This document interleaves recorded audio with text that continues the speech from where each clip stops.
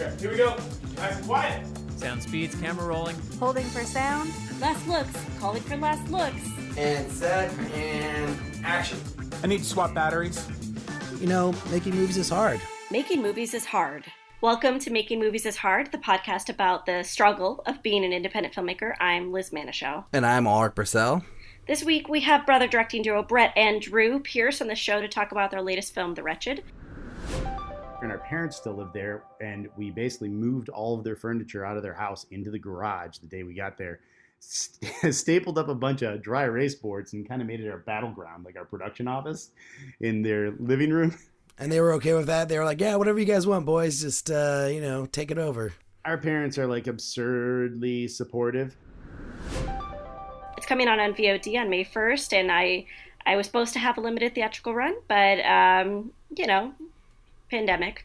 Right. Also, I'm not a part of this interview at all, so I think that's just why I'm talking so much right now.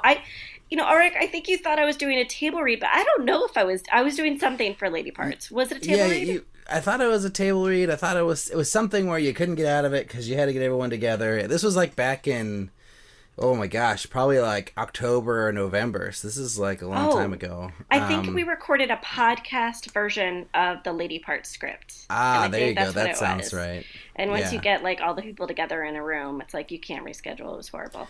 Yeah. No, it's tough. I did one of those for the alternate, so I know I know how hard it is to get those things going. But this was a really fun conversation. I didn't know Brett and Drew very well before this conversation, but I got to meet them in person, like I think a week or two before we talked, which was really fun because I went to the Just Shoot It live show, which we talk about a little bit. Brett and Drew were both listeners to the show for years, and there's like an email from like 2 years ago before they made The Wretched, talking about how they love the show and they're about to go into their second feature and blah blah blah, and we talked to him way back then, and then now it's like, like after they made the movie, we finally have them on the show, and like I kind of gotten to know them a little bit, especially Drew.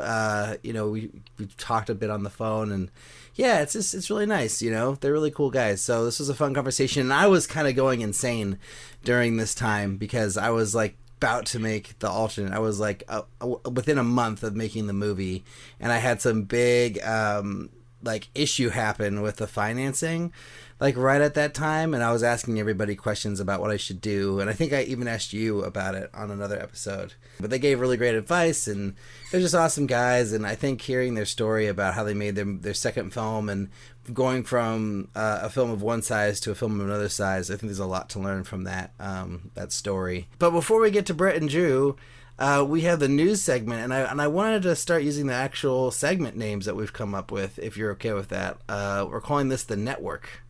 Yes, because I'm mad as hell, and I can't take it anymore. We're basically going to do news the way that, I can't remember the character's name in that movie does news, where we just shout it out and talk about what we want to and reference the article a little bit, but not really, and kind of go off on our own tangent. So I think the Network's a perfect name for this. So we'll stop calling it the news segment, and we'll just call it The Network. This week, I found a really interesting article. This one is all about the steps that need to be taken in order for Hollywood to get going again. It's on Deadline. It came out just a couple days ago, and they go over all these details of like what the studios are thinking about implementing in order to make like filming safe when the quarantine is lifted. Have you heard about any of this stuff, Liz? I heard a little bit about it, and I mean, to be completely frank, like what came to mind was the adult film industry and the idea of like taking precautions while also infringing upon costs and time and speed, right, and privacy and all these things. So this is fascinating. Like if there's a way to integrate all these procedures of testing or separation or social distancing into a film set, like, I'm such a fan, but how are we going to make this happen? What they talk about in this article, which is like pretty extensive, and then how it would apply to a low budget or indie set, because there's no way that an indie set is going to be able to do, or maybe even should do, all the things they're talking about in this article. But I think there are things that we should be doing on smaller sets that are included in this. So I just want to talk through these things and just see what you thought. But the first one is like testing when you arrive on set, which they're talking about doing rapid antigen tests Right. that are possible. Like you can do in 15, 20 minutes and get the results in that time. And that like there's this swab testing that people are talking about. And then like doing hygiene training and the health questionnaire and having this all be like the things you do when you arrive on set. And they're talking it would take roughly like an hour and a half to get all this done. Well, you have to separate everyone while they're being tested too, right? Because if you don't have the results, then you're just exposing possibly infected individuals with other non-infected individuals. So it requires Right. a lot of space and a lot of material, like to to separate in all these individuals. Right, you'd probably have to give everybody different call times. So you're like, okay, well here, I'm going to give you a call time 30 minutes, 30 minutes, 30 minutes, 30 minutes, and then it's going to be this time until we all get together on set to actually work, and assuming that everyone gets cleared and tested and everything. But will this happen on indie sets? I just don't think it's going to happen. I mean, I just can't imagine that like when the ban is lifted and like, you know, when I get my first call to work on a 20-person or under video shoot or 10-person or under video shoot that we're going to be doing any kind of testing. They'll probably like just make sure that you don't show up to set if you're not feeling well or if you're showing symptoms. But I can't imagine doing tests like this. What do you think? Well, I'm just thinking, we're supposed to shoot in June for Lady Parts, and it's like the cost. I don't even know, because again, we're being told different things about the availability of these tests, and I assume they're not just at every corner drugstore. Like, what is that line from Back to the Future? Right. He's like, El plutonium. yes. So it's like if they cost money to obtain the tests, the indie film set probably would not shell out the dough to sacrifice like Crafty for these Right. tests. Right, and I mean, and the time too. Like we have even less time than a bigger budget project would have. So I just think the time and the money, it just doesn't add up. But Yeah. I mean, things that we can do on these low budget sets are have our safety meetings, which most sets have anyways, and then you could do a mini hygiene training thing during that safety meeting, and an announcement about social distancing, and then I don't know. I think that's about it. Maybe before the shoot, like make sure everyone fills out a health questionnaire before they're allowed to come to set. Like Yeah, but if you're like NDAs reliant or something. If you're relying on the day rate, what are you really going to put, on that questionnaire? Like if you had a headache that morning, are you really going to note that you had a headache if you really need that X amount every day? You know what I mean? Like the stakes get higher when we get to work again. People are really going to need that money.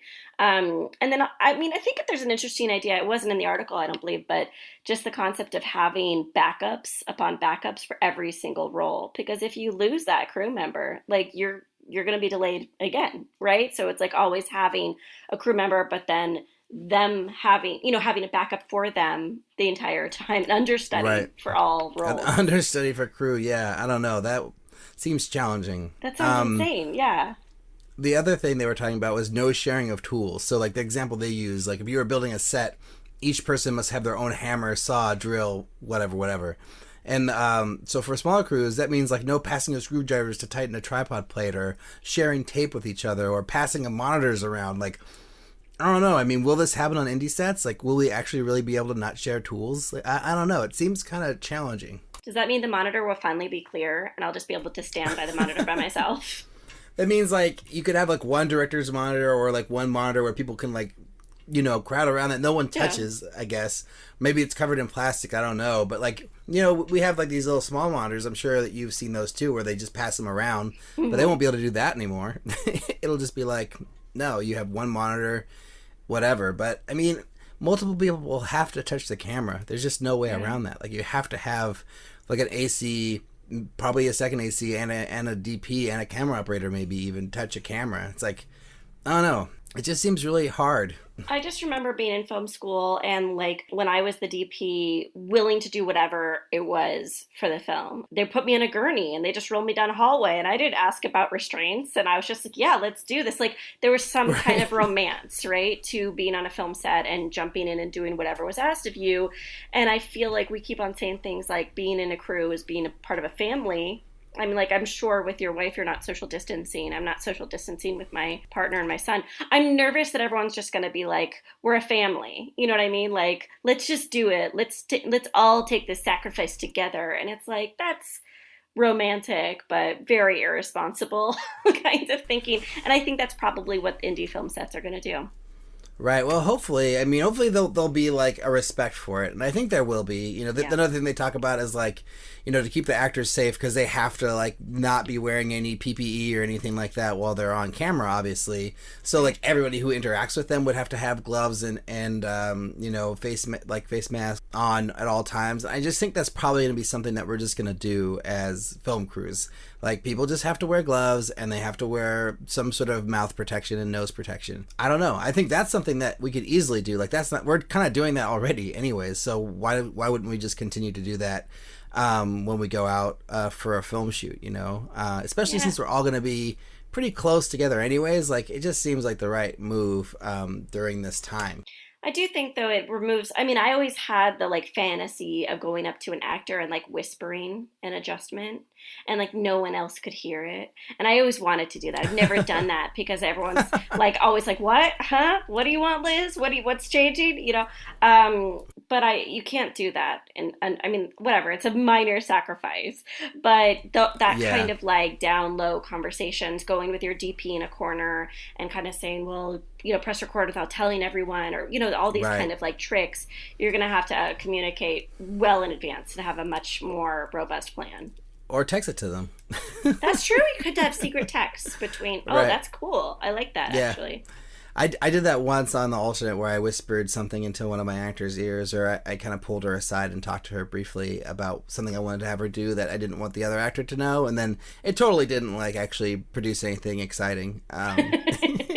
It was like, oh, okay, well. So the last thing I want to talk about this is just like, you know, you're going to shoot your movie in June, hopefully, as long as everything goes well. Like, are there any like special things that you're thinking about for your set that you want to implement when you get back to work? I mean, I think there's going to be tons of hand washing opportunities, right? I think it's going to be like hand washing, lots of hand sanitizer.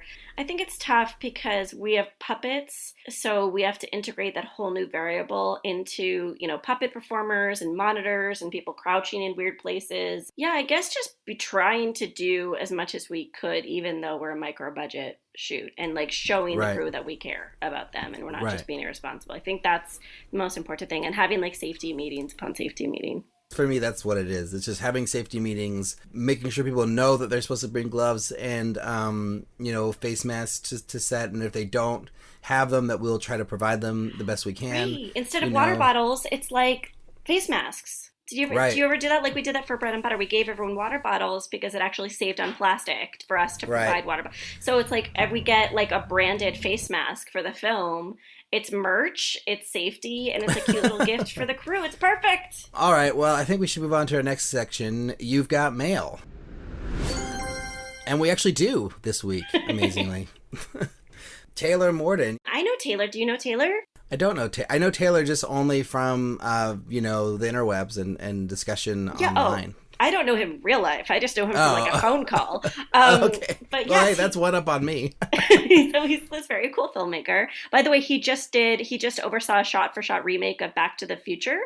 Oh, yeah. The quarantine edition. That. Very cool. He said that we were reaching out for data on COVID-19 and streaming revenue, which I'm sure we probably mentioned it on the show. That's true.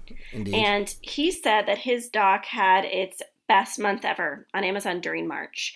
And then he's also seen a rise in online Blu-ray sales. And his theory is that people are looking for more indie content right now because they have reached the end of their Netflix queue. You know, acknowledges this is anecdotal. I had someone ask me something similar, and I wanted to know your thoughts on this, Alrik, because I gave them a response and I now may regret it. This person was like near the end of helping produce a feature, and she wasn't really happy to work on it, but she's like, but I think we're going to have this dearth of content in a few months, and you know, distributors are really going to want this film because there's not a lot being made. And so my film will have more value. That's what my producers are telling me. And so they're saying, edit the movie as soon as possible so we can sell it to Netflix and make a bunch of money because Netflix needs content. They just sold a movie to another distributor, and the distributor is emailing them every day asking for the assets, for the final deliverables. How much will that impact my sale of my movie, or what happens to it? I have no idea. I mean, I told her, first of all, she wasn't happy working with the directors, so I just thought that she had to get out.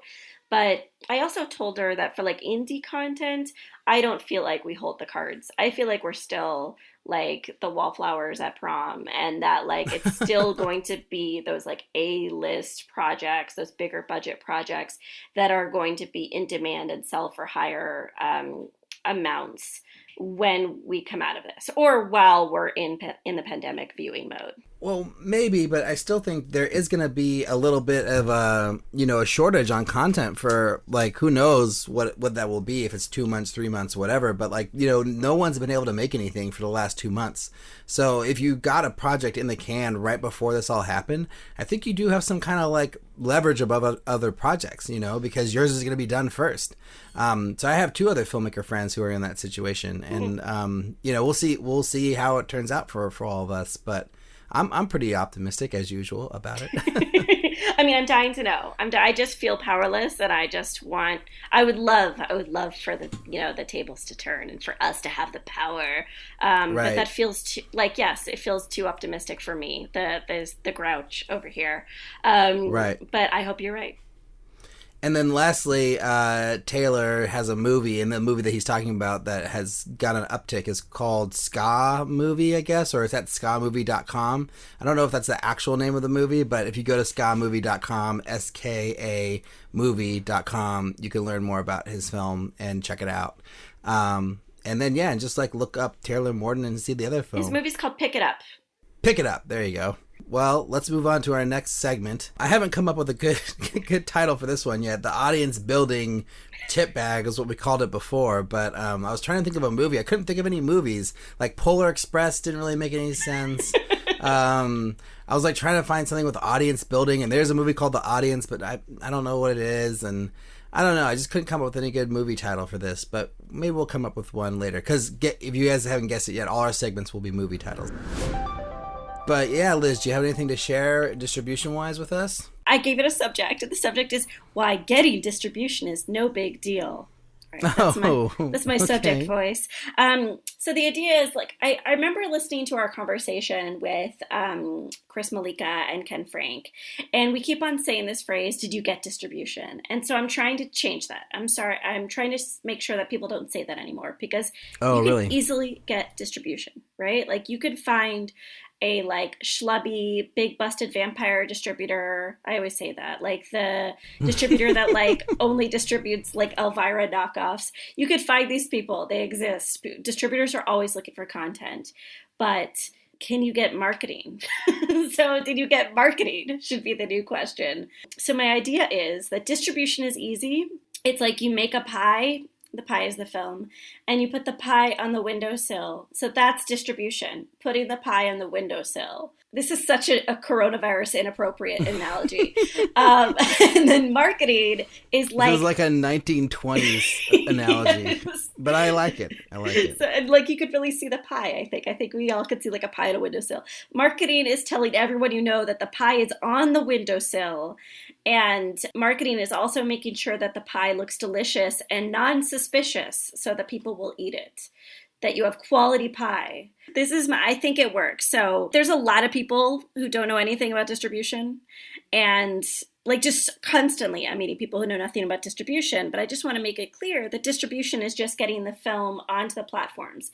It's just putting the pie on the windowsill. And you could do that through getting, hiring an aggregator or having a distributor put the pie on the sill. But what the difference is marketing, whether the distributor is actually getting people to walk by your house and smell the aroma and eat the pie, or whether you're doing that work. And so if you hire an aggregator, you're doing that work. And if you hire a distributor, they're supposed to be getting the pie to the people. Do you think it matters who puts the pie on the windowsill, or do you think that is completely irrelevant? If you have a very fancy person putting the pie on the windowsill, if you have Jean-Claude Van Damme putting your pie on the windowsill, you're in a much better place than if, God, was a not cool person. If you're, or William Hung, if William Hung is putting the pie on the windowsill for you, it's not as exciting, right? So if you have a really good brand, if you have A24, if you have Neon, then yes, it does matter. It matters because you're going to be associated with that cool brand, and that's going to, impact your quality and your brand as a filmmaker. But ultimately, if it's between two different boutique distributors who have equal lack of reach into the world and they both really like pie, it doesn't matter because they're both going to get the pie on the windowsill. Do you think that everyone who's getting distribution offers should have the question ready to go, like what kind of marketing budget is going to be allocated to my film? Like, should that be a question we ask all our potential distributors? Yeah, it's in your distribution agreement. There's a little section that refers to a marketing cap, and you can negotiate that they don't spend more than X amount. Like if I have a digital title and I don't think that people are not really buying content on iTunes and Vudu and Google Play, right? So it's like, I don't want people to spend too much money marketing my film because that's going to be all the money that comes in. So if I negotiate like a $15,000 marketing cap, then I've secured that they're not going to spend more than that. And the question is that you should ask, what is the marketing cap and who do you think the audience is? Like, who do you want to come to the windowsill for us to eat this pie, Mr. and Mrs. Distributor? And if they can't answer that in a satisfactory way, then they haven't thought about your film for more than 30 seconds. A proper marketing budget is way more than $15,000. Like if you're going to be marketing a movie that people are actually going to see, like wouldn't they spend more like $50,000 or $100,000 marketing really, your film? Unless if you're not doing a theatrical, and if you have a subscription VOD deal, like the way you make money in film distribution is piling on different deals. So like the marketing cap for Bread and Butter was $15K. I think they ended up spending around 20, but it was $15K. And the reason we made any money, or we never profited, but the reason we ever made, good gross license fees was because we got airline deals, which do not require any marketing. And we got a subscription VOD deal, which usually doesn't, you're not going to get a larger license fee if you market that it's on Hulu. They just give you a lump sum. They just give you a check. So it's spending the money responsibly. You want to get as many subscription VOD deals as possible and as many other like international deals that you can get, right? Like that's where you're going to make the money back. Anything that involves like a license fee. Yeah. Because if you go for individual transactions, it's really hard. It's really difficult. Like people not renting and purchasing things, going purchase or rental by purchase. It's like how you're going to aggregate. You have to have thousands and thousands of followers. That's why it's like these niche target audience documentaries are so successful. They represent content that other people don't have access to, like, diet documentaries or extreme sports documentaries or niche band documentaries, because you can't get that content on Netflix or Hulu usually. And the film has an access point that's usually really intimate and offers a lot of value. Last question. So let's say you're putting your own pie on the windowsill. Yeah, I really wanted you to bring back the pie. I thought that it was successful. Okay, thank you. I love it. I also love the imagery of a pie on the windowsill because it just makes me think of like Looney Tunes and things I love. Yes, yes, exactly. That's the image, yes. Should you be putting your own $15,000 towards your marketing? If so, like, how do you spend that 15? Like, are you hiring a publicist? Are you buying a buttload of Facebook ads? Like, where would you put your $15,000? Are you getting billboards? Like, I've heard stories of independent filmmakers buying billboard space for their film and that working for them. Yeah, I mean, like, if we're in the middle of a pandemic, I would definitely completely focus on digital ads. I hired a publicist with a little bit of money for Speed of Life, and they secured some things for me that I could not do myself. So if I need to grow my audience digitally, then I would spend that money on Facebook ads. You can iterate on Facebook ads so that you're spending less and less money the closer you get to your target audience. Or, improving my SEO if I really had something that was related to something else that was Googled a lot. You know, I would try to figure out a way for my film's website to come up more easily if it's related to a topic that's being talked about a lot. Like these kind of like hacks, right? I would not spend money in a billboard just because I just have always assumed billboards. I mean, think of Angeline. They're very expensive, right? Right. So like, Apparently, it depends on where it is, how big it is, and then for how long you get it for. But you can apparently you can just do it yourself. And, someone was saying, I think it was a few $1,000s to get it for like a month or like 3 weeks or 2 weeks or something. I don't know if this might not be accurate, but I heard this on a podcast. If you have great key art, if you have really good key art that you think would draw people in who are driving by and you have like one place to send them, yeah, absolutely. That would be baller. That'd be very, very cool. No one has the solution to where you should spend your money. But what I'm saying is like, if you have a distributor and they're not shelling out the dollars, then why are they taking a cut? This is probably the $1 million question, or the, maybe $50,000 question, is when do you put your own pie out on the windowsill, and when do you let someone else put it out for you? Unless you really hit the festival world or have a sales aid, unless you've like really established as yourself as a valuable piece of pie, and the evidence is unmistakable, like, oh, you got it into Sundance, you got it to South by, you got the attraction of Cinetic or Submarine, or you have people who are attracted to you and you feel in demand. Unless you have those value attachments to you, you may think about putting the pie on the sill yourself.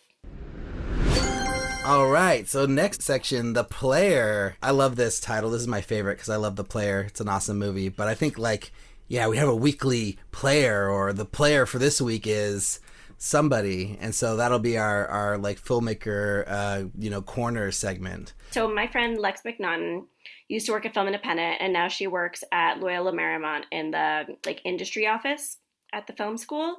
And the prompt was to tell a story about interacting with a celebrity, and so she tells a really great story about Molly Shannon.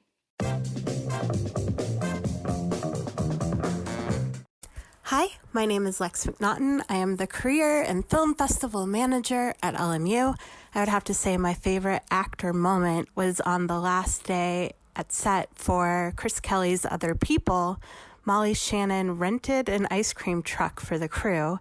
She didn't eat any of the ice cream, but she was so stoked to watch people eat ice cream. And in the middle of all this, the sprinklers at the house we were at started going off while everybody's eating ice cream, and Molly Shannon's just walking around so stoked to watch people eat ice cream. First off, I wanted to give a big, big thank you to Charlie Coleman for his generous support of our Patreon page. And if you want to be like Charlie and help us out and, lend us a hand, you can go to patreon.com/MMIH podcast and check out what we have there and support the show. Even $1 goes a long way. His name is Charles, but do you know him? Like, can we call him Charlie? I don't know him. Well, I think we should just commit to it. It's as if we're buddies. Charlie and us, we are friends, and that's why he gives us money.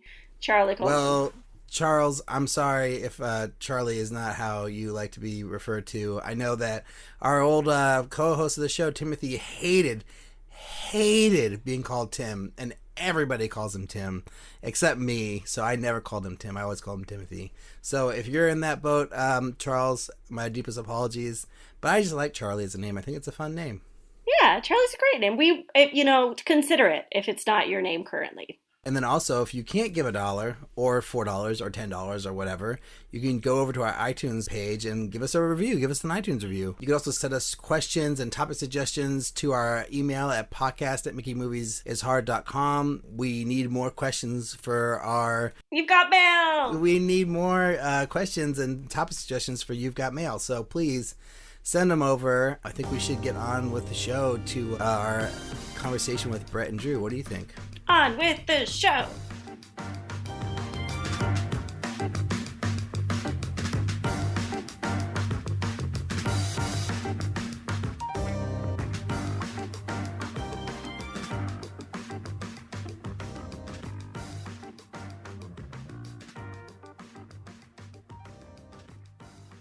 So guys, just gonna get right into it here. Before we get into the meat of the conversation about indie filmmaking and the Wretched and all that other good stuff, can you guys just give me your 1-minute bio? Drew, maybe you want to go first? Oh man, yeah, sure. I'm Drew Pierce. I am, I guess, a filmmaker / storyboard artist by day. I co-wrote and directed The Wretched, which is a horror film that's been playing the festival scene the last several months, and we're kind of working on distro right now. We've made 2 features. My other feature is Deadheads. It's this road trip zombie comedy. And my partner in crime is Brett Pierce, who's on the other line. I guess I'm Brett Pierce, the other co-director of The Wretched. Yeah, and co-writer, Yay. yes. There we go. We're clones. We do everything together. But Brett, you gotta talk more, man. You gotta tell us about like what else you do. I mean, are you also a storyboard artist? Like, what other kind of work do you do?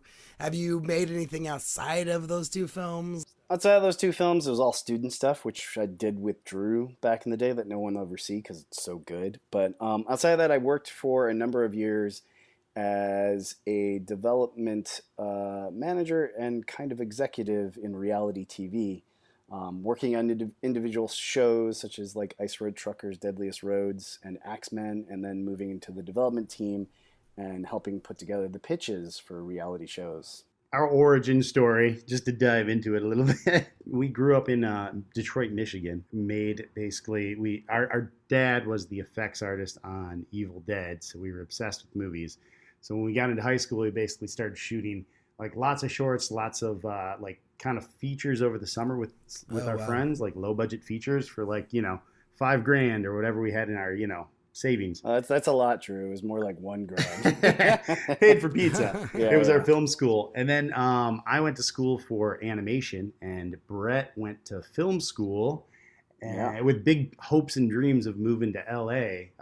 And then Brett, kind of just as we were wrapping up school, Brett got cancer. He got Hodgkin's lymphoma. What?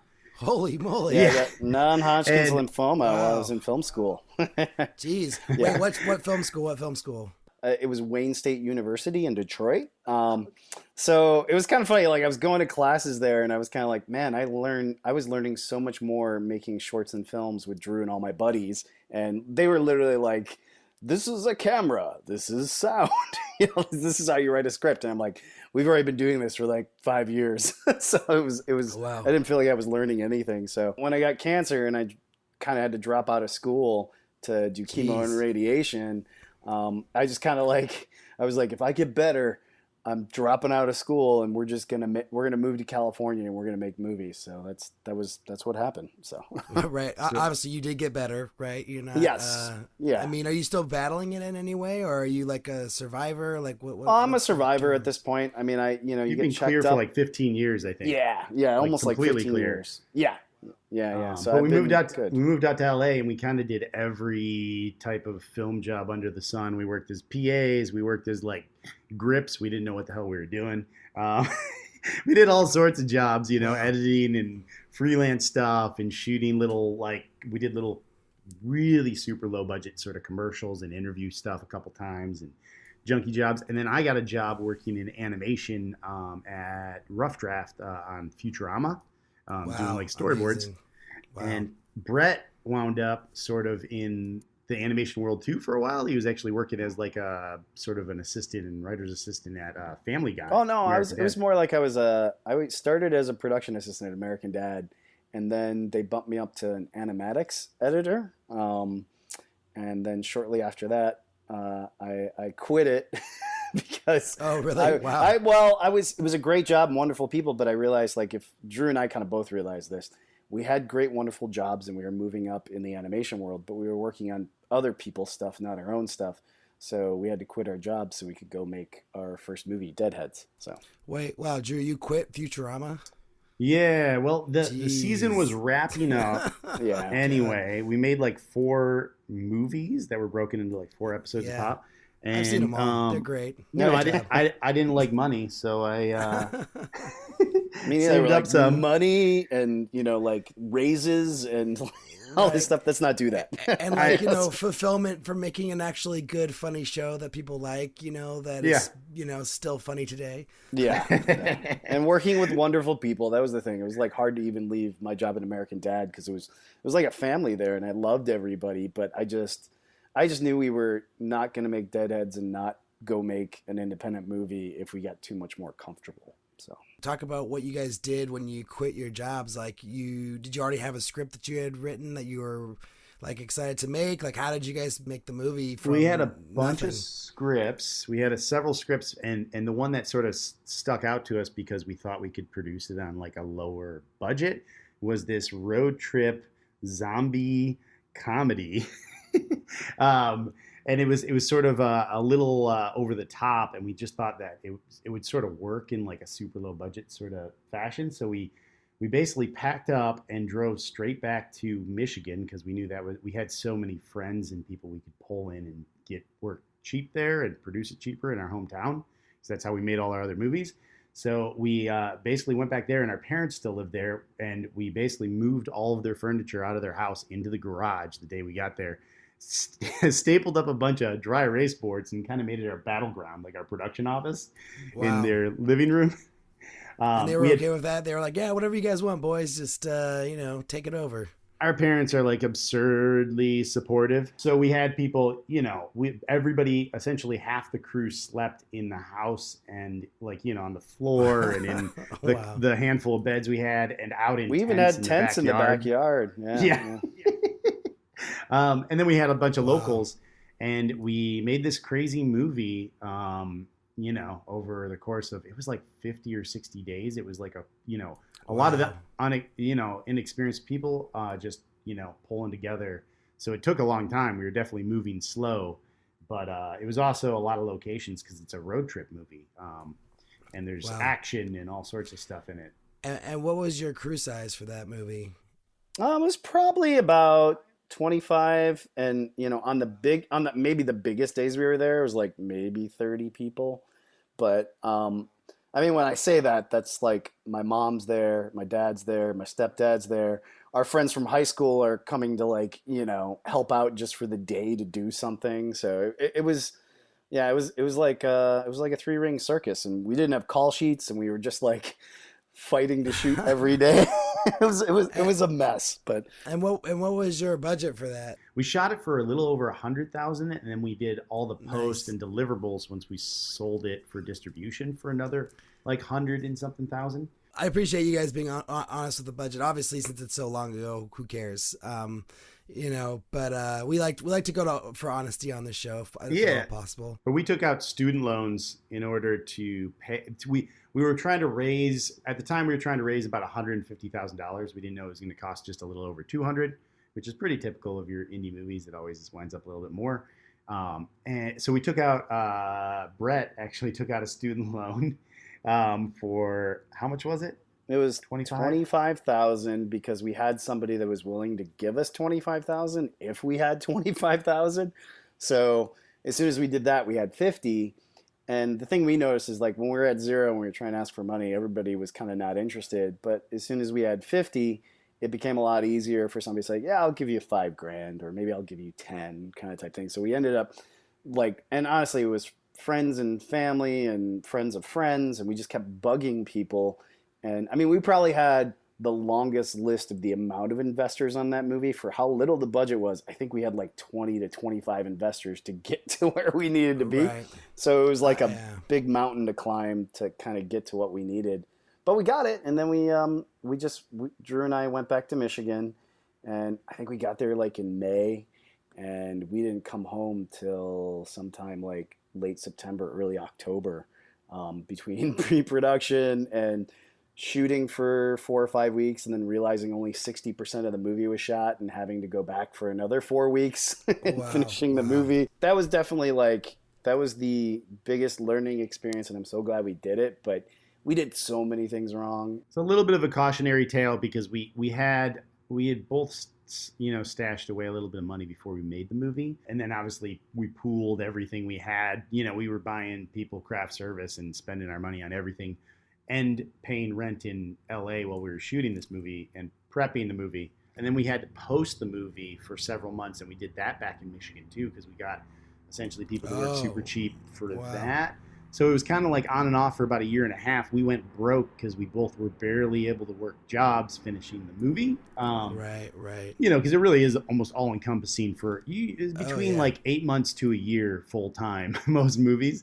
So we were, by the end of it, we were so broke, and I didn't have a job, and Brett didn't have a job. So we were both out of sort of our realm of the jobs that we had. So we couldn't just go right back. Yeah, we tried to go back, but everybody essentially, like, when they know you go to make your indie movie, they're kind of like, because we left those jobs, they're like, we know why you left this job, because that's what you really want to do. It was humbling. Like, we were going, you know, I had worked as like a storyboard artist on Futurama and made my own movie. And then I was trying to get a job at like a movie theater or a Kinko's. Wow. And I couldn't get hired because they were like, no, you're a filmmaker. You don't have any experience that's relevant. Oh, wow. Wow. It was painful. But I mean, eventually you guys got freelance jobs again, right? I mean, you must have. We first got back. We both kind of we were able to string together like really terrible production assistant jobs on a lot of movies. I mean, literally, I worked on Dukes of Hazzard 2. I had directed this movie back in Michigan that we were so proud of. And I was literally in a pig pit of mud measuring the size of a 500-pound pig for the production, like a couple months after we finished shooting. Wow. To earning like $100 a day for being there. But ultimately, that's when Brett landed in the reality world and started moving up the ladder. And that's when I went and got a job as sort of a full-time storyboard artist. And I've kind of been doing that on and off through even the production of this movie for the last like 7 years, because it's sort of it's kind of like actors, like how they wait tables. Like, it's perfect for me because I can storyboard like 4 days a week and then take a week off if I need to for, you know, or whatever, or a couple days here and there, because it's all freelance. So when the movie was done and everything, where did it end up? Did you guys get into any film festivals? With Deadheads, we were really lucky. We actually started at the Newport Beach Film Festival, which was a fairly well-regarded one. For, you know, being on kind of the second tier when you get away from like the Sundances and the South Bys and all that stuff. So we started there, and then we got into like Fright Fest over in London, which was like a huge get for us because that's like one of the biggest genre festivals in the world. And after that, it was just kind of like a snowball effect. We got into Fright Fest. We got into Sitges near Barcelona in Spain, which is the biggest genre festival in the world. And we're this tiny little zombie movie. And then we got into the Austin Film Festival. We had this really fortuitous like run with good festivals for such a tiny little movie. The year we kind of came out with Deadheads was kind of like the year of torture porn. So I think we were kind of like the cure for the torture porn at the festivals. Like, everybody was getting depressed and watching all this dark shit, that it was kind of nice to see a buddy zombie road trip movie that felt kind of like a John Hughes Ferris Bueller thing, but with zombies, you know? Yeah, we got really lucky with that stuff. And then we got picked up by a U.S. distribution company called Freestyle Releasing, and they helped us get sales. They teamed us up with another international sales rep, and we sold in Germany and the UK and Japan and France and a bunch of other territories. So we actually sold for a really, really tiny little movie. Our movie got released all around the world, and it was on Netflix for like two and a half years. And we were on Showtime and the Movie Channel. Yeah. Now it's Amazon Prime. Yeah. So it was, it was the little movie that could when we did it, which was great. Did you guys make the budget back in sales on that movie? Well, that's the funny thing. Is it? Or is it the sad thing? Yeah. Well, one of the biggest things we learned, and one of the hardest lessons, is that like you kind of, when you get sales reps, international sales reps, and everybody starts getting their fingers in the pie. Like, they're getting percentages for selling your movie, but they're also saying, you know, hey, for us to go sell your movie, we need to spend $50,000 traveling the world and going to these markets to sell your movie. So you get really excited because, like, initially with Deadheads, our first sale was to Germany, and it was for $100,000. And like, we think in our head, oh my God, $100,000, that's almost half the budget. And that's just Germany, you know, we're all excited. Right. So then you go like, well, we didn't make the best deal in the world, and the international sales rep's going to take like 22% of that. But they've also, after they take their 22%, they're also like, yeah, but remember that $50,000 things? We're going to take the next $50,000. You know what I'm saying? And then, Wow. we paid to have a poster made and a trailer. That's another $10,000 that they count against it, you know? So Yeah, they can kind of tally up a lot of expenses against you. So in a weird way, so much of it gets washed really fast, and who knows how much of it's like genuinely like real accounting or fake accounting, but so much of it kind of just disappears. So like in the grand scheme of things, you know, I think we're almost to paying back the whole budget of that movie. I think we're like within like 20 grand striking distance, which is nice. But I mean, if we were better at striking a deal, we would have like probably paid back a 1.5, 2 times the investments. Right. Yeah. People are gonna yeah. get people are getting their money back, that, but right. Yeah. it's Yeah. it was definitely a huge learning experience, which we've sort of been able to take into this one. Each of you guys, give me one lesson learned from Deadheads. I'll tell you our biggest thing that we talk about every time we make anything. And this sounds so generic, but we always say this: trust your instincts in every capacity. Don't ever let anybody else sort of like trump you unless it's somebody you really trust. Just trust your instincts with casting, trust your instincts with who you end up hiring as your core crew. If the scene you just shot isn't perfect or isn't working the way that you know it's supposed to work, you're the arbiter of the story. Trust your instincts 100%. Don't let people like push you as far as like schedule and all those other things. I mean, there obviously is a lot of compromise involved in movies, but just know that when you know something, like there's always people pushing you other directions, and always try and trust your own. The other thing I would say too is you're in it for the long haul with this thing. Like you're going to shoot the movie, then you're going to do post, which could take anywhere from 6 months to a year to kind of get everything to a good place. And then you're going to do festivals, and then you're going to try to get sales reps and distribution and all this stuff. The smartest thing you can do is make sure you pay yourself something to do the movie, because one of the biggest mistakes Drew and I did with Deadheads is we didn't pay ourselves anything while we were shooting it. So we were just burying ourselves in debt. So when we came back from the shoot, it was so hard to survive and even work more on the movie, which we needed to for post, and then beyond that, festivals and distribution, which is a whole nother chunk of work. Yeah, the movie consumes everything, and you're so pod invested after you've put like a half a year of your life into a movie, shooting it, raising the money, or a year, that you can't let anything slip, obviously, but you're also at a point where it's like, I need to work. How do I do this full-time job when I need another full-time job? It's sort of a challenge. Because you got this movie that needs all your time in the world at the same time that you need to have a job to like pay, to pay your rent. Right. So I realized like when we made the movie, we're like, we're not going to pay ourselves because that's going to save a bunch of money.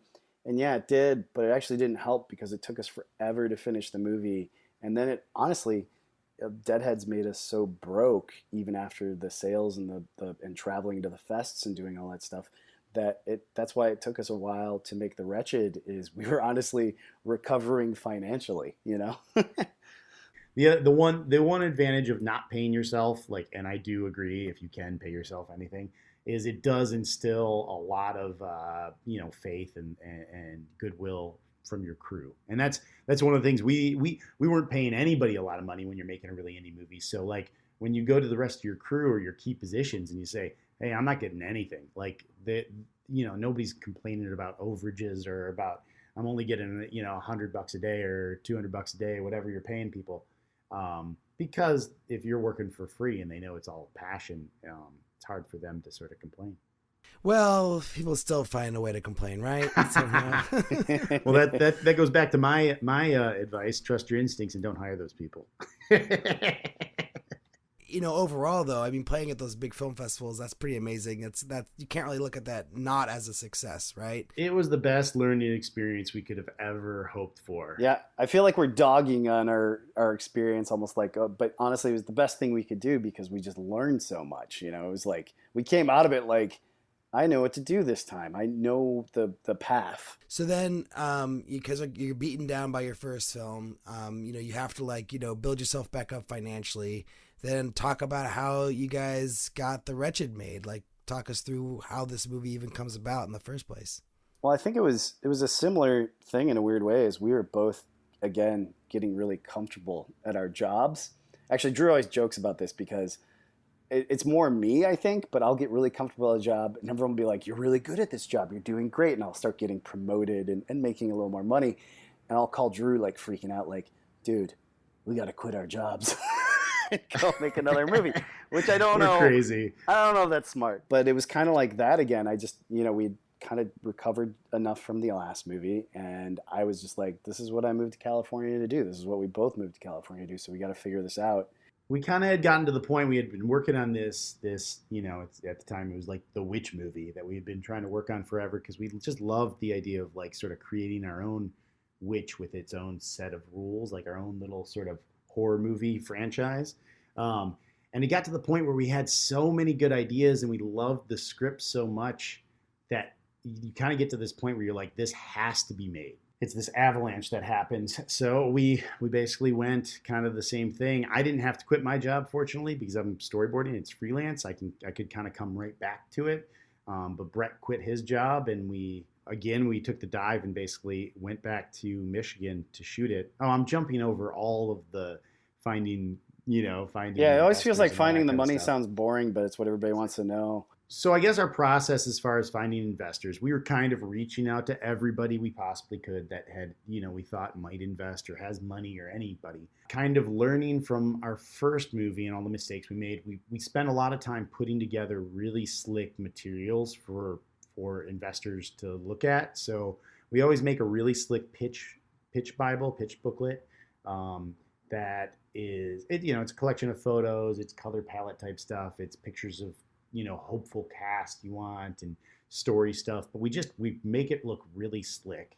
And then we put together sort of a financial separate booklet because this is the one that nobody even wants to look at, even investors. It's the one that's tax incentives and, tax benefits and all that kind of stuff. Yeah, the path of the movie of where you think you could go comparative to other films that are similar to you. All this stuff that like nobody really.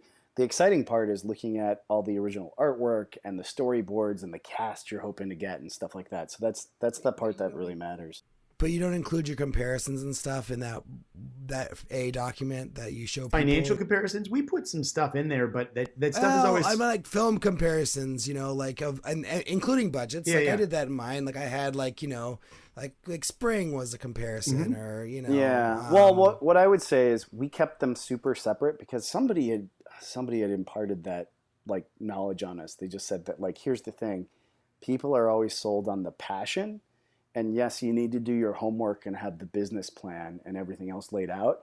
But they were like, separate the passion part from the business part, and present the passion part. And then when they have heard the passion part, then slip over the boring financial package so they feel like you did your homework and they understand what you're shooting for that way, and leave it to them to read through that. Because anytime, it happened to us with Deadheads, and we kind of learned doing it there, is we had the same thing. We had our kind of lookbook and packet and all that stuff mixed with all the financials and the investor pack. And whenever Drew and I talked about Deadheads and why we really wanted to make it and the characters and what we loved about it, we would get investment or people were more interested. As soon as we got mired into the weeds of talking about the financials, people get bored. Even though that stuff's important, they would rather like study it later on their own without you sitting in front of them and decide if they think it's a good idea. So it's just something, you want to get people excited. That's the most important part because you're making the movie. And yeah, they want to know that you know what you're talking about. So have that other packet ready, but you don't have to necessarily talk about that unless somebody actually asks you those questions. The advice that I got was like, people don't really care about business plans anymore. That's not really as important of a thing as it used to be. And so I kind of focus more on just like, getting the treatment together and like, kind of having a nice package that had like a little bit about the finances and everything. But if I had my, private placement memorandum that was like the really like heavy businessy side of things, that if like we ever got into like doing our actual investment, then we would have that document for them, you know. Yeah, it's something like we plan for, but we don't present. Right, is basically usually it's something we always have on hand to give to them, and we always give them that stuff, but we don't really. I mean, just leading with the business side of things, that's not the exciting reason why people get into film investment in the first place. The big $1 million question is like, who do you pitch this to? Who are you going up to with this? We started reaching out to investor people. Meanwhile, we reaching out to them through your network, or like, are you going when Drew says investor people, it's just like you start with friends and family, and then you start with friends of friends, and then you just seek out. I mean, honestly, you just seek out people you know that have significantly more money than you, that might be excited by this stuff. And I mean, we send a lot of like cold emails, just like emailing people, and you get a lot of non-responses, but you occasionally might get a response in there. But you even just throw out all the fishing lines in every direction just to see if anyone kind of nibbles. And you never know where it's going to come from. We started reaching out to even producers and other people that had like made movies to see if anybody was interested in trying to like come on board to like that might have access to money or might be able to help. And we actually reached out to like one of our producer friends who had a production job and was interested in maybe like we had sent him an earlier draft of the script, and he was like, not so sure about this, guys. I mean, it's a cool idea.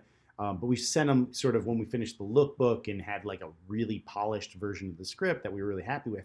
We sent it to him again, and he was like, I want to try and get this going through my company. And so we basically got a good portion of like a year trying to get it made through the company. It ended up not working out. They were a lot of these smaller production companies, they try to attach talent and use that talent to sort of leverage and get the budget up. And a lot of projects don't come together that way in the indie space anymore. That's not usually how things get greenlit. It used to be that you'd get a casting director really cheap, and then if you could manage to attach like a big name actor, then you would go out and you'd get like $5 million and go make your movie. We kind of went back and forth with that for a long time, and it just wasn't moving forward. We met with a couple other producers that had different sort of schemes to get a budget together to make it. Yeah, it was always like tying into like, here's this bank and we can get this loan that we have to pay off and do this tax incentive to the state. And it all sounded kind of messy, and in the long run, you kind of ended up losing a little bit of your budget because you're paying like interest on stuff. There's all these bottom feeders that want essentially last in, first out. So it means they put the last bit of money or the last half or the last 3/4 of money in, but they get all their money before the people that put in the money first, which always feels a little shady, and it's necessary. But a lot of times the people that believed in you that put in the money first, they don't see a dollar until all the people at the end see money and interest, which is kind of BS to me. That's just a system that they do a lot. Did you guys have any kind of managers or agents of any kind at this point? Or in this whole messy process, we wound up getting an agent who was at APA at the time. Kind of through our lookbook. I don't even think he read the script, to be honest. He knew we had made another movie, and he had seen the lookbook, and I think we sent him a couple of scripts. But at the time, I don't even know. I think he was sold on our sort of like enthusiasm. We got a recommendation from Bruce Campbell. He was at APA at the time. Oh, really? Because do you guys know Bruce through your dad? Yeah, we grab food with it. He's kind of like a family friend. It's not. He's almost like the uncle we see every so often. That's cool. And he's a great guy. Do you have this agent at APA, and you've got your really nice package, and you're trying to reach out to these investor types. So talk about how did you find the right investor types? Well, for us, it was pretty much we finally found somebody that we kind of pitched the idea to. And we gave them all the materials, and they were just kind of excited about us as much as they were excited about the potential of the project and the story. So I feel like we're telling everything out of order, but they initially gave us like basically some seed money, like not the whole budget, but a good little chunk to say, hey, we think this is great. See if you can find the rest of the financing. And we were like, oh, okay, cool. That's great. Let's do that. We thought the production company would come in for the rest of it, and they just kept spinning their wheels. And along that process, this investor just said, you know what? What's the lowest number you think you can pull this thing off for? And we basically spitballed what we thought that was. And he was like, I'm going to do it myself. Like, I'll fund it. Yeah, it was sort of a dream. Did you find them through your agent, or is this a personal connection? It's a friend of a friend, basically. Yeah. Okay. There you go. That's how it always is, right? It's always the personal connections of like how you get to where you are, basically. Yeah. Which is crazy. Nobody's going to believe in you as much as like, you know, friends, family, or friends of the friends, like people that can actually meet you. Because, I mean, we tried through our agent. He tried too to find some financing. But honestly, no one's willing to kind of open the doors for a couple of guys that made a little $200,000 zombie movie. Suddenly, we were in this situation where we had the budget of our movie in the bank and everything set to go, and we had to shoot it before summer hit because the location is sort of set in the summer, but we knew we couldn't shoot in summer because it's a marina. It's a really beautiful marina that we had to shoot kind of in the colder season. And we had basically a month and a half to prep everything, hire all of the crew, and figure out everything. But in that point, we actually had lost our producer that was previously like working on it because he actually had a stable job that they threatened to basically not let him leave. They were like, "We'll fire you, so you can go make this indie movie." And it just was too much of a stretch for him. There were some other sort of personal reasons he had to drop out. But we basically had no producer and the budget for our indie film that we were so proud of, but we were just in panic mode. I'll be honest, we were actually listening to, at the time, we're like putting together our crew and figuring out people. And I was listening to your podcast and I'm like, man, maybe we should get this Alrik guy. He like produces stuff. Maybe he'll help out. Oh man, I would have totally done it. Feel your hustle and like, I'm like, this guy's as desperate as we are to make things. You should have given me a shot, guys. I would have done it. If you had a budget ready to go, a horror movie, let's do it. We found a guy that I had previously worked with. He was a guy I pointed out. His name's Chang Sang. He's fantastic. And I worked with him on this, weirdly enough, a Chinese TV show that shot up in San Francisco that came in from China to shoot. And I had worked for him as a production coordinator, and he just killed himself making this production. Wow. Like, not sleeping, that's awesome. Not taking care of himself, just doing 9 jobs, you know? So I just walked away from that. I'm like, Drew, if we ever make a movie, we got to get Chang. Oh, man. So nice. we pulled him in, and he almost, in a weird way, like, he was hesitant because it's an indie movie, but he'd done them before. And I literally had to show him the bank account with the money in the bank on my phone. I was like, we have the money. We need to start spending it so we can get this thing going in May. And he was fantastic. And he was like, I want to bring in this other producer that I made this small indie with. He's just a great guy, and he's like an on-set nuts and bolts producer. He'll make everything happen. So he brought on this other guy, Ed Polgardi, who had produced this other film called Laid to Rest with Chang in the past. Oh, nice. And yeah, they just killed it. They were just like, they were there for us. Like, you get all these producers. Weirdly enough, we interviewed other producers and talked to other people that are like, yeah, I want to produce your movie, but I'm not going to be on set. I'm going to be in California, and I'll help advise and make sure everything comes together. But we're like, no, we need guys that are in the trenches with us, that are like there, right, organizing everything, driving trucks, whatever it needs to happen. And there's just not a lot of, there's just so many different types of producers, I realize. I've heard a lot of producer horror stories of people who have budgets, maybe not even like that large. And then like producers will come on board and like mismanage the budget. And then, suddenly it's like, rather than making it, stretch it and making it work, they like, pay people, fair wages, but maybe more than they had to, and spend money on certain things that they didn't necessarily need to. And then like, it's tough. That's the thing as filmmakers, we always like commit so hard, like our entire lives are in this project, and and it is like the long haul, you're going to be with something for like years. So finding a producer or somebody that is going to be there with you fighting the good fight and is a little crazy at the same time, like somebody you trust, is so crucial.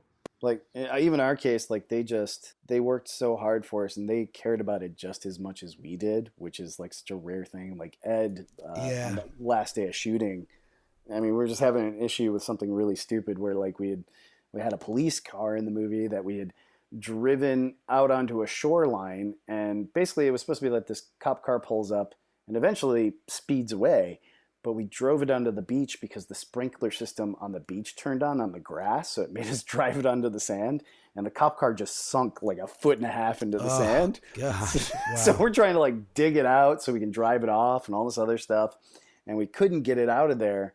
And at the end, it was the last day of shooting, and Ed comes up to us. He's like, guys, he's like, I can make it happen. I know we need it, blah, blah, blah. And he literally had like tears in his eyes. He started crying. He's like, it's just, everybody's worked so hard, and I just want it to be right. And I was like, I love this guy. I love him so much. It was just cool to have that, like, just the people that believed in us, but believed in the project and were so passionate, you know, to prove themselves and prove, you know, just make something cool.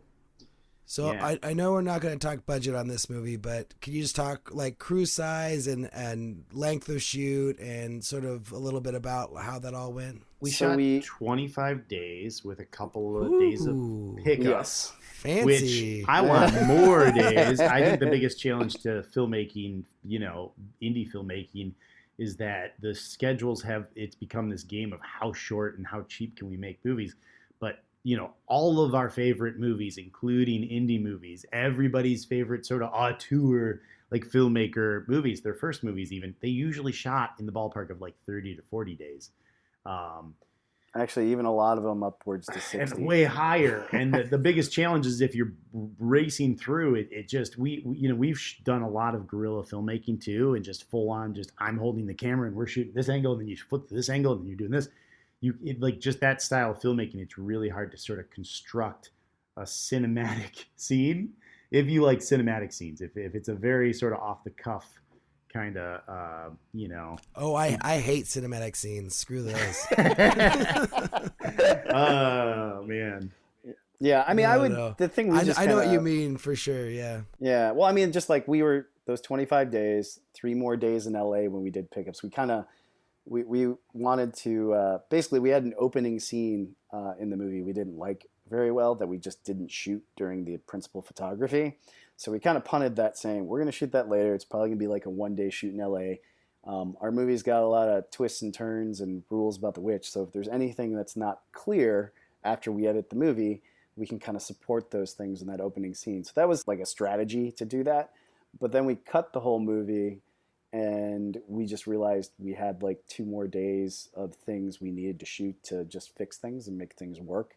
But we had budgeted for the idea of doing pickups later. So, I mean, it was, you know, you're just trying to maximize your days and your time and stuff like that. And then what was your guys' crew size like? Probably like 40. Yeah. Yeah, I think it was like plus or minus somewhere in there. And again, we had our mom doing craft service. Our stepdad doing craft service. We had our dad who was like the extra PA who drove everybody to set and off set every day. Like there's a lot of our crew that were like friends and family. You know, our sister did set photography. I pulled in all my in-laws who live up there, who basically just helped out carting stuff around and making meals. Yeah, well, like Drew's father-in-law is an electrician, and we blew the transformer at the main location that we were shooting at, the 2 houses. And I mean, good thing we knew him, because he knew exactly what was wrong, and he had inroads with the electrical company and got them there that day to replace the transformer. So wow. Yeah, we were in a super remote location.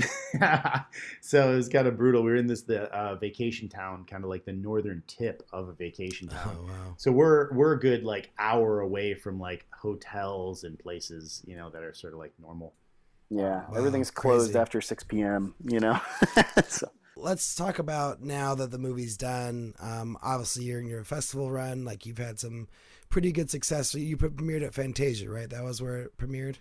Yeah, we premiered at Fantasia, which was awesome. It's a great festival. We didn't know a whole lot. We hadn't been there before, but they're a really big genre fest. The American version of Fantasia, they're like the first one. Fantastic Fest is sort of like its sister festival, or sort of like the similar one here. People know that one a lot. But yeah, they do everything from like Asian action movies to weird horror movies, anything that's sort of wacky genre. And the great part about that festival is there's a lot of industry there and a lot of press. So we got when we premiered the movie, it was a great crowd. We sold out, got a lot of a great response, which was awesome.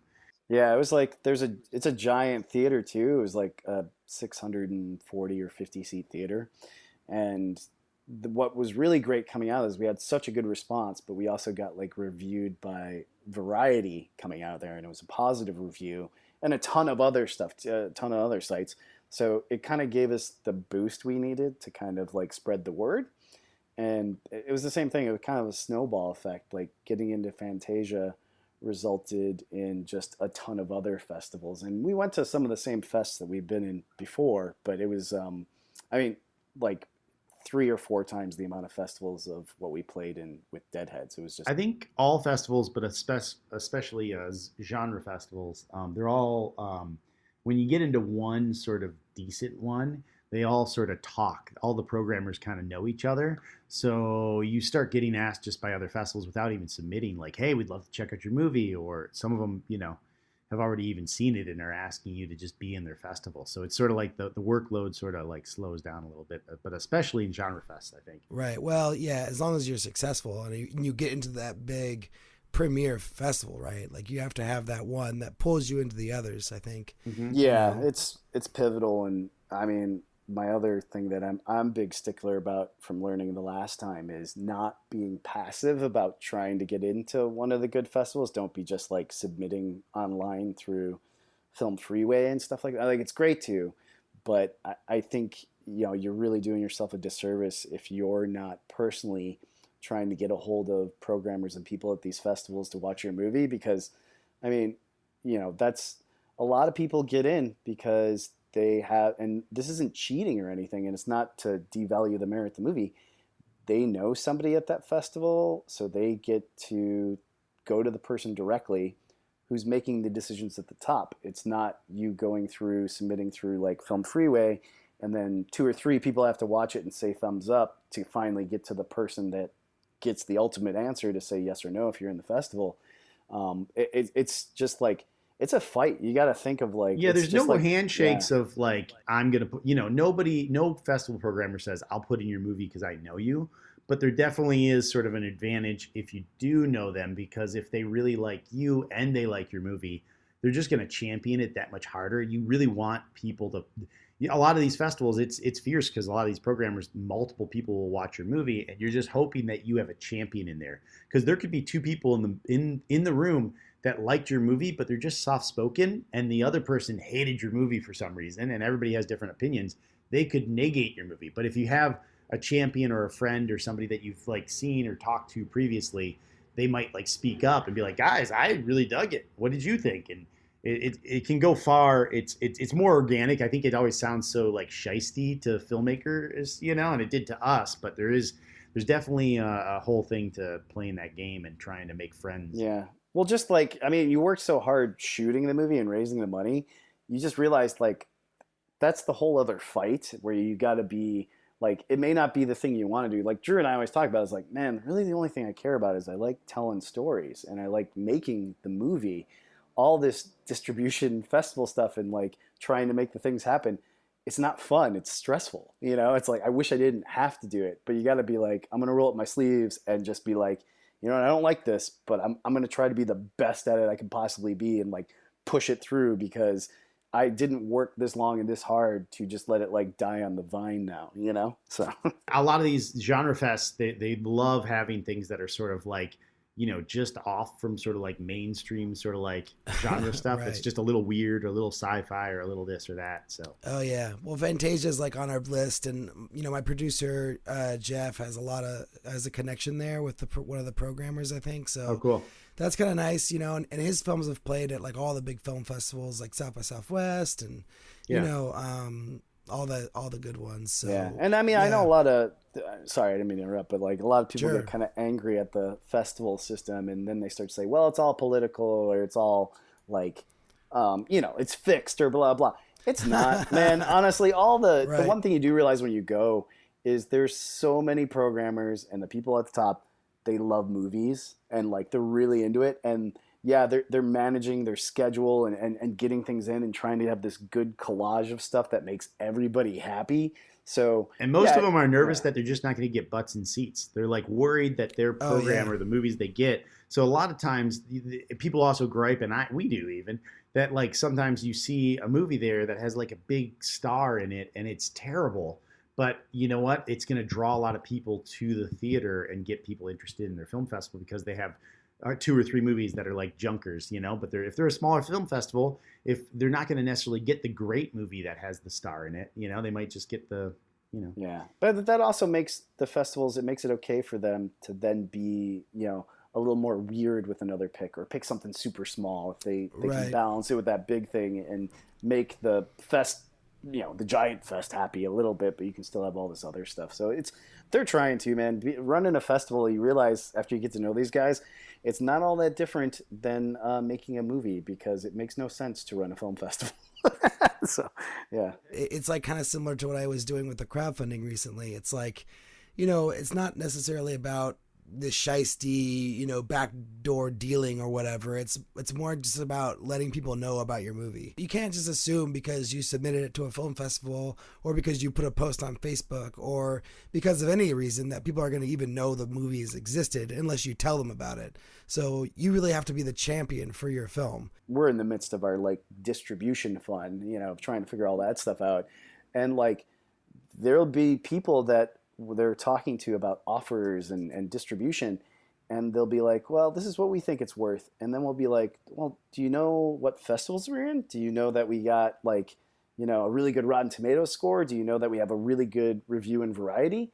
And most of the time they're like, oh, no, we had no idea. So we end up like sending like basically a breakdown of every fest and review. And you're like, yeah, you know what? People don't know what's going on. Like it's not you know, not to their fault, but they don't know what's going on just in your world with your one movie. You got to tell them. I think it's worth even like after you finish your movie and as it's playing its first, second, third fest, even going into it, if you can make a press pack that sort of simplifies things for even for the festivals, for anybody that ever wants to know what your movie is, like, and this is like almost a constant job, but if you have anybody that has graphic design skills, have them have a page that sort of like runs down who's in the cast, what's the basic, just the same way that when you have, you know, your lookbook, you almost want something to be able to send to interviewers and all these people. So they're not just pulling stuff from other online sites or other interviews you've done.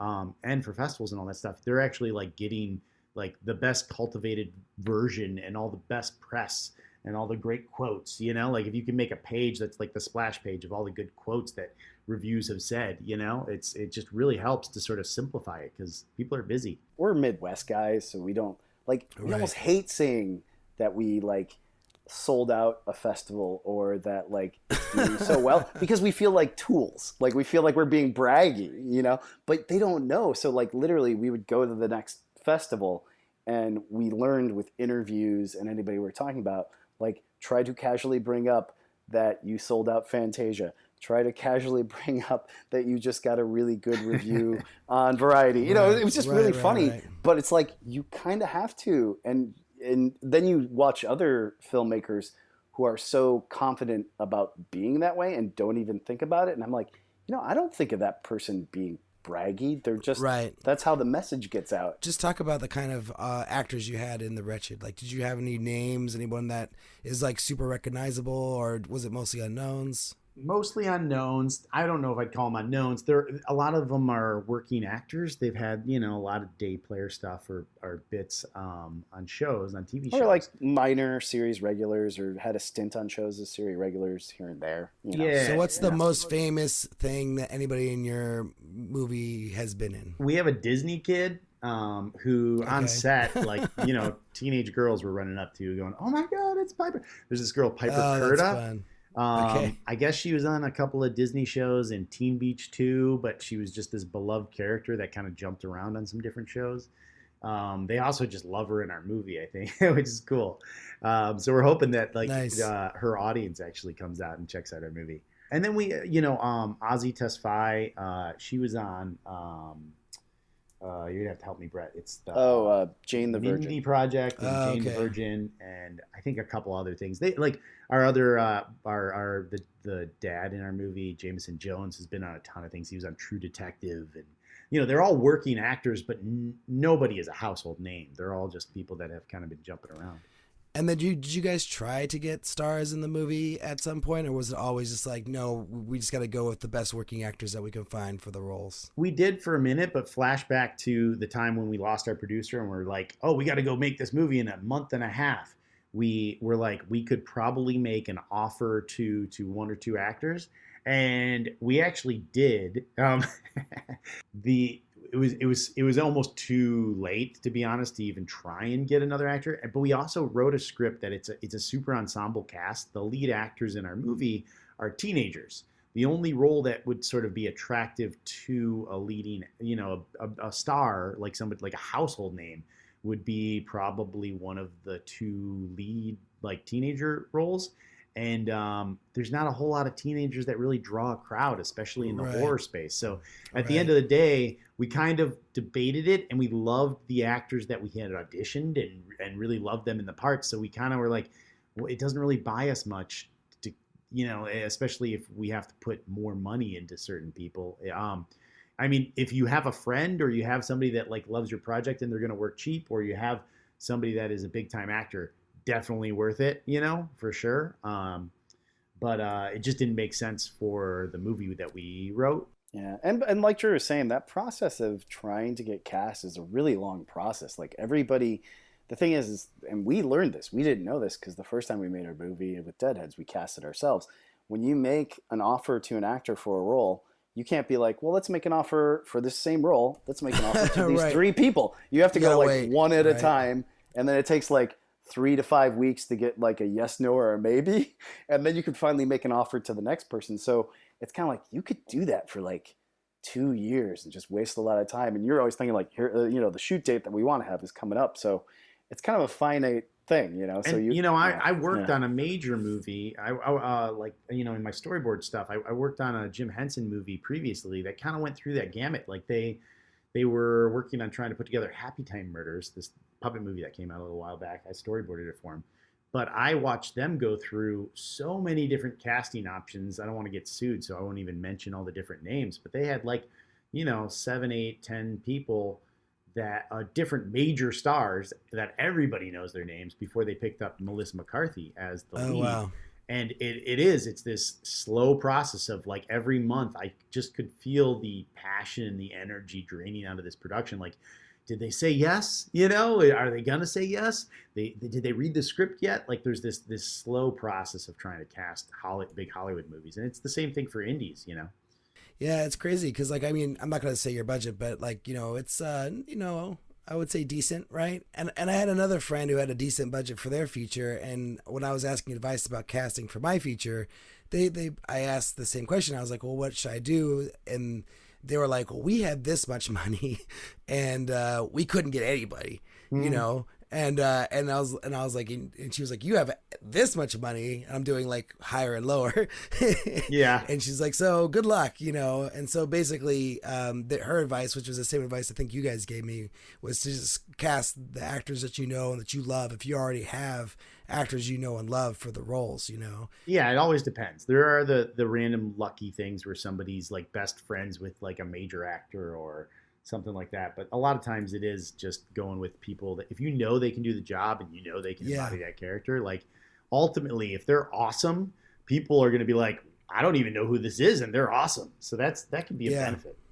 Yeah, totally. And honestly, with actors with distribution now, it can be helpful, but I think like your friend was saying, like they weren't able to attract these bigger actors, but even in the long run, there's only so many actors that really matter to audiences anymore. So even people that maybe are considered like known aren't known enough. It's like if you're not getting somebody that's maybe a friend that you've known for years that happens to be in one of the Marvel movies or in one of the Star Wars movies or in something that's absolutely dominating the world right now, it's even hard to get people convinced on cast that are fairly well known, but just not in some of the biggest franchises currently. So it's and even like overseas for selling them. Man, I feel super boring because I'm talking about business, which is my least favorite part of this. is like the overseas like markets for selling stuff. Like, yeah, a recognizable face helps to a point, but if it's not like, if I don't have one of the cast of Fast and the Furious and one of the leads in it,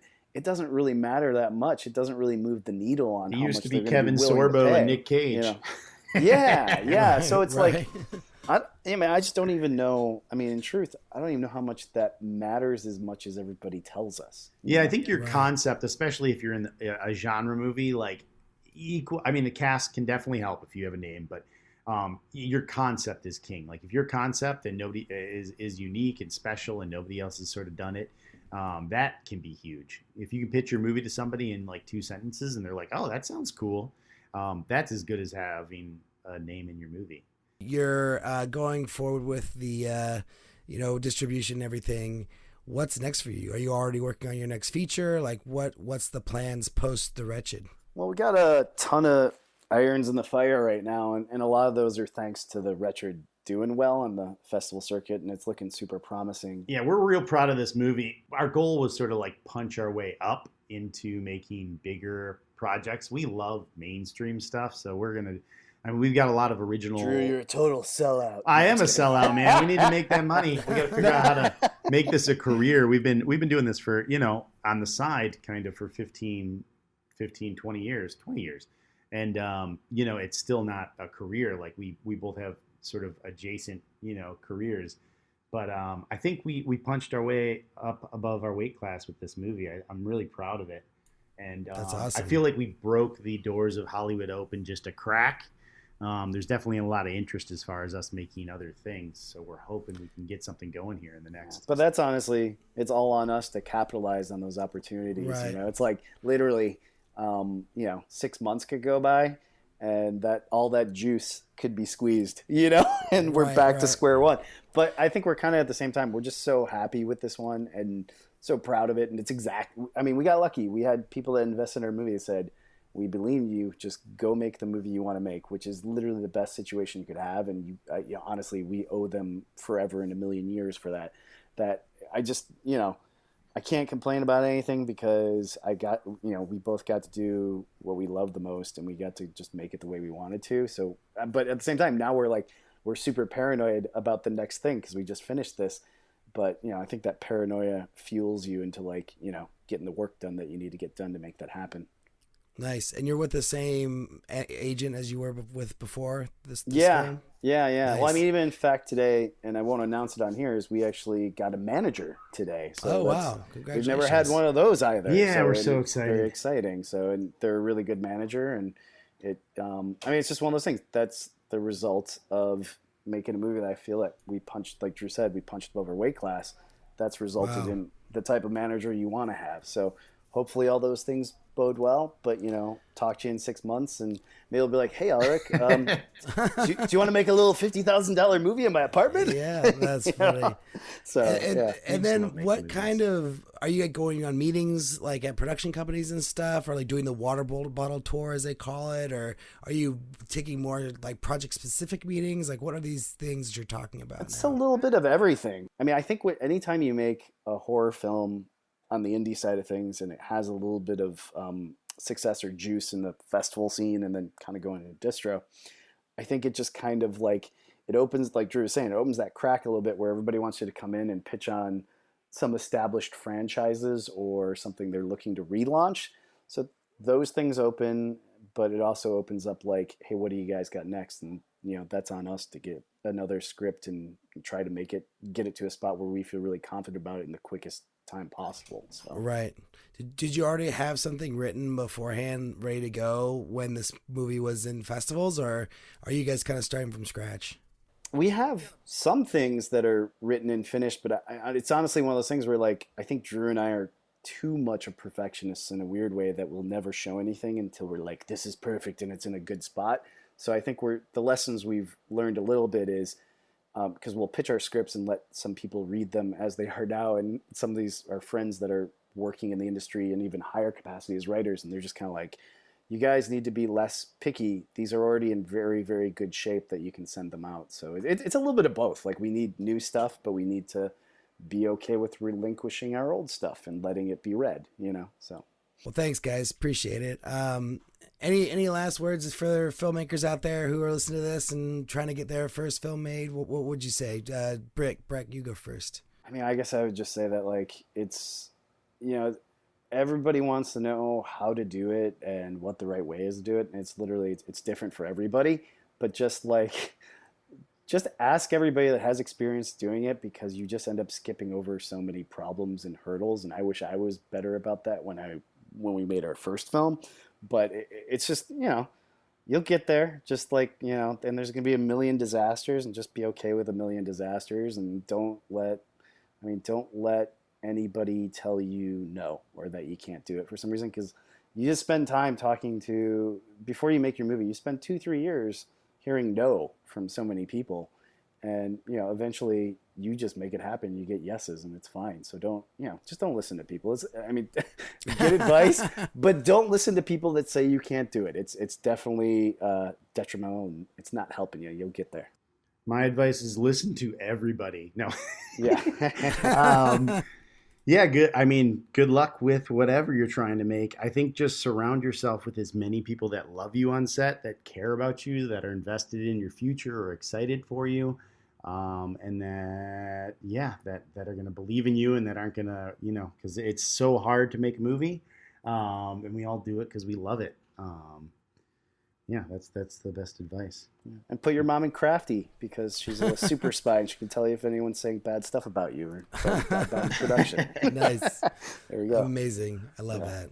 All right. Well, Brett and Drew, thank you so much for the amazing conversation. This has been great. Your advice has been super helpful, and good luck with the next film, man. Thanks, man. Yeah, good luck. You too, Alrik, man. Good luck on the next couple months, man. I'm excited for you.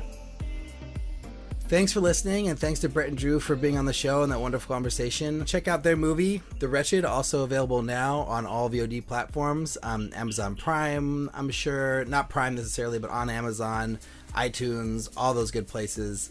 And thanks for IFC Midnight for supporting the show. Although we recorded this before they asked if we would have Brett and Drew on, but it was just a really wonderful coincidence that their film ended up getting released by IFC Midnight, who we do work with. So that was fun. You can check out our website at makingmoviesishard.com, where you can find links to the things we talked about this episode, including trailers to both of Brett and Drew's films, including The Wretched, of course. If you want to get in contact with us, you can send an email to podcast@makingmoviesishard.com, or find us on Twitter, Facebook, and Instagram at MMIH Podcast. I am Alrik B on Twitter and Instagram, and Liz, you can be found at... I'm at Liz Manischal everywhere you are. And also, strange twist, I think Brett's my favorite now. Oh, really? Yeah. Why? Because I wanted that dramatic turn to happen at the end of the show. I love it. I love it. Well, Brett, you just won over your brother Drew, in Liz's eyes at least. You guys will always be equals to me. And yeah, thanks again for a great episode, and we'll talk to you guys next week.